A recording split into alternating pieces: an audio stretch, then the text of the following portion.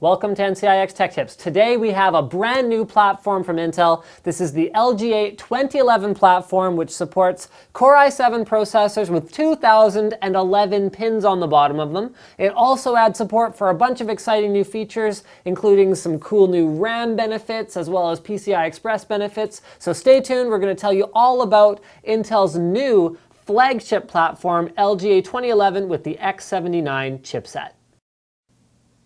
So to enclose our brand new platform from Intel, we've actually chosen a brand new case from Antec. So I've got the Antec website up here. This is the P280, which adds a ton of features to Antec's Performance One line of chassis that honestly has been a little bit stagnant in terms of innovation since the P180. The P180 turned everything in the case industry completely upside down from a silence perspective, from a performance perspective, from a design perspective, and the P280 really brings that tradition back in a lot of ways. So we see staples like the double layered side panel. So you can see we've got a polycarbonate layer here, which is going to help us reduce vibration as well as deaden noise. So that's on there. I'm just going to pull this guy off. On the front of the case, you actually see we do have a 270-degree door. So I'm going to go ahead and open that just like that. We have sound dampening foam as well. Check this out. The gamers are going to love this. Easy to clean filter. You throw it back on. Boom, just like that. So no hassle to clean the filter, because a lot of them you got to like take out screws, stuff like that. Only 3 5¼ bays, USB 3, and more about that in a minute. And then the power and reset switches have actually been moved to the top, so you don't even have to open the door in order to access them. Another cool thing airflow-wise, so you saw that fan filter. There's space for two 120mm fans in the front, tons of room for airflow. These are completely open vents, and the air can easily flow into the inside of the case through these vents, through the filter, so that you don't actually have these fans just suffocating and not able to get any air. Built-in pressure SSD mount, so you don't even have to use screws. 1, 2, 3, 4, 5, 6 3.5-inch drive sleds.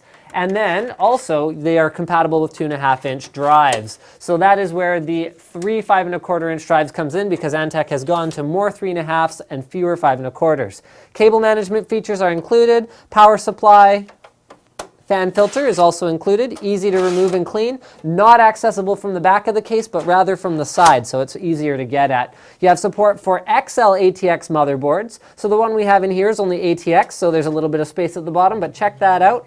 9 expansion slots, as well as support for 120mm water cooling units. And in the top, you can see we've got dual 120mm fans, so we could actually install a dual 120mm water cooling unit if we so desired. Now let's talk about the features of this new platform from Intel. If I put this down here, can you still see okay? Awesome.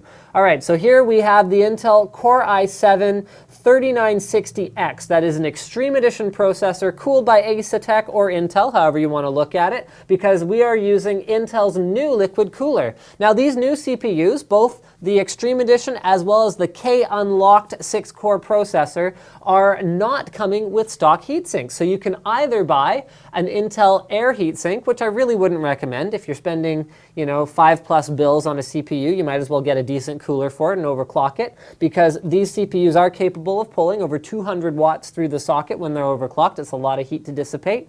So we're cooling it with this guy right here. And where was I going with that? Let's just move on. So we've also got support for 8 DIMMs of memory. We've never seen this before on a desktop platform. Remember, we're used to seeing 4 DIMMs on the consumer stuff. We saw 6 DIMMs of triple channel memory on LGA 1366. Well, now we have support for up to 64 gigs currently with 8 gig DIMMs, and support for up to 128 gigs on this platform in the future. So why did we need a new platform? We needed a new platform because LGA 1366 with its triple channel memory was fine for 6-core, but not necessarily fine for quad channels and potentially more CPU cores moving forward. So Intel has revitalized their very, very high-end platform with 2011 promising us support for more memory as well as more cores on the CPU moving forward. For people who invested in LGA1366, I think they had a really good run. That platform was a high-end platform for 3+ years, and I hope that we're going to see the same thing out of LGA 2011.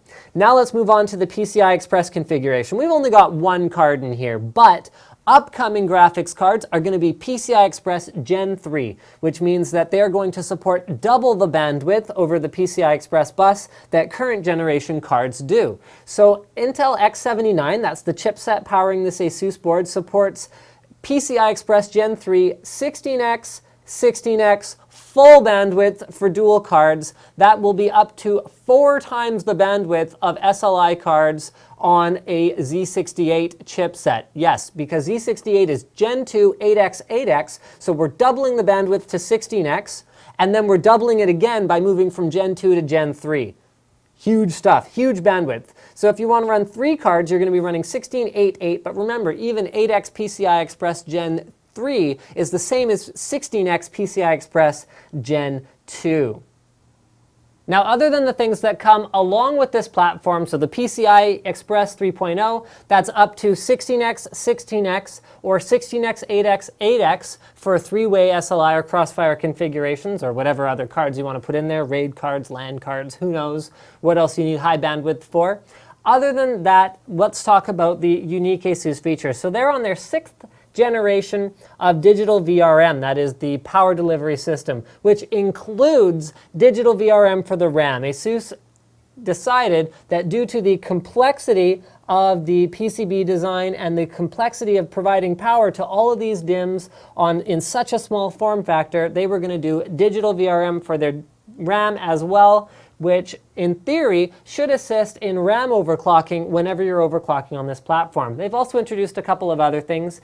Intel does not support SRT or Smart Response technology on X79 by default, so ASUS has added a third-party controller that does support an SSD caching feature. So we're going to check that out probably in a future Tech Tips, as well as their USB 3 performance boost features. So you can actually use USB 3 in legacy mode, SCSI mode, or even UASP. So what UASP is a way of utilizing the USB ports to drive up to 100 megabytes per second more bandwidth in a real-world scenario with a compatible UASP device. So we're going to get a UASP device, and we're definitely going to have a look at that in the future as well. A couple more things they've added. They've enhanced their TPU and EPU modules, which allow, the TPU is for performance, and it allows you to use automated overclocking and tuning features to turn up the speed of your computer, and the EPU is basically undervolting profiles, which allow you to make your system slightly more energy efficient without impacting performance at all. A couple more things, USB BIOS reflashing. So just by holding a button on the back of the board, you can reflash your BIOS, low-level reflash it, just by having the correctly named file somewhere on that, or well, in the root directory, I would hope, on that USB drive. You don't even have to have a CPU or RAM installed in the board. So if Intel releases a new CPU and your board's not flashed to the right BIOS, you try and install them, no post, update to the latest BIOS, using that feature, no big deal. You don't even have to get a spare CPU in order to flash it. And last but not least, and this is part of the AI suite features that we're going to be having a look at shortly here, is their new updated Fan Expert controls. So Fan Expert used to allow you to make some slight changes to the way that your fans ran. Well, now you can actually set custom performance curves according to five different PWM fan headers on the motherboard. So you can set the temperature you want and the target percentage RPM just by dragging the points around on the chart. I think you have to put them in places that somewhat make sense.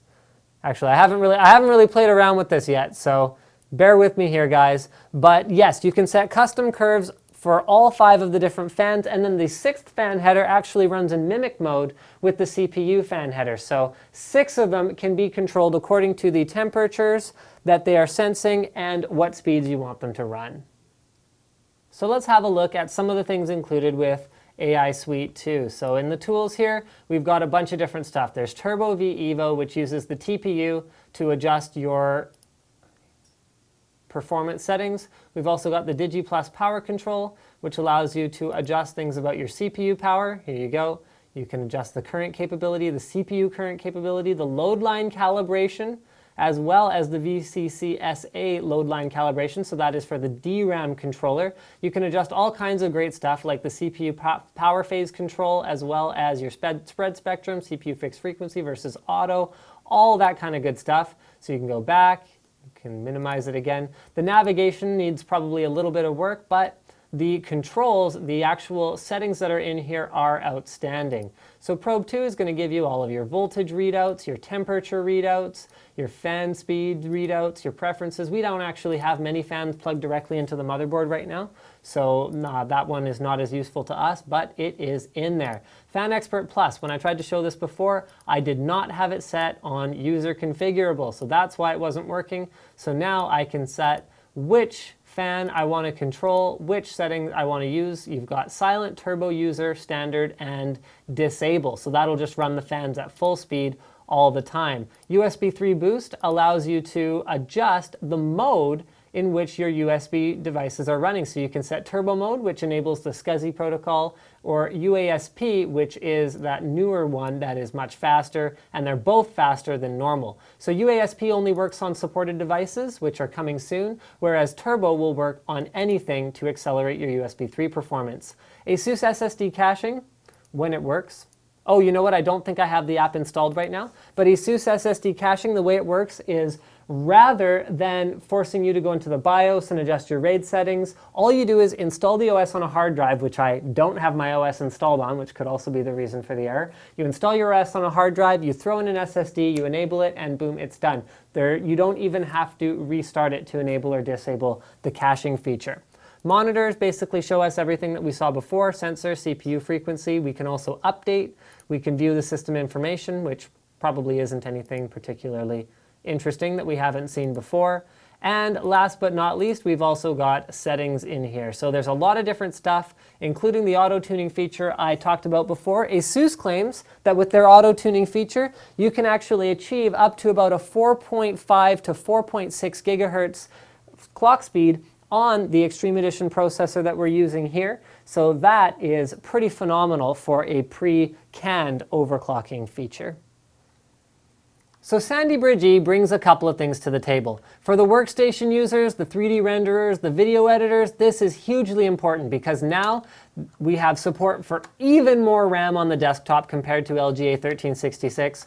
We have support for better instructions per clock performance, IPC performance, versus the previous generation Bloomfield and Gulftown processors. So we have basically 6 Sandy Bridge cores in one package and more RAM support. That's very good news for them. For the gamers out there, we get some advantages as well. So we've got awesome overclocking, more cores once again, more RAM once again, and we've got support for high bandwidth interfaces for our graphics card. That is dual 16X Gen 3 PCI Express slots, or we can split it up. We can go 16/8/8 for 3-way SLI or Crossfire, and because it's Gen 3, it's going to have as much bandwidth on an 8X PCIe Gen 3 slot as there was on a PCI Express 16X slot using Gen 2 technology. So what is this? It's pretty much more of the same, more better. It's also, for someone upgrading today, a more something that you can buy with more confidence than necessarily a mainstream platform. In the time since 1366 launched, we've seen 775 turn into 1156, turn into 1155, and now we're getting a new 1155 Ivy Bridge, which is not necessarily compatible with the old 1155, not nearly as stable. Whereas boards that were released for X58, LGA1366 on day one are still compatible with the 6-core processors that were released much later down the line on that platform. So you're getting something that's going to be compatible with up to 64 gigs of RAM in the future, 8-core or even beyond processors in the future, and I think you get an overall better performing and more future-proof platform. Thank you for checking out our overview of LGA 2011 in the year 2011. Who knows when you'll be watching this though. And don't forget to to subscribe to NCIX Tech Tips for more reviews, tutorials, overviews, and other videos from your favorite retailer, NCIX.com.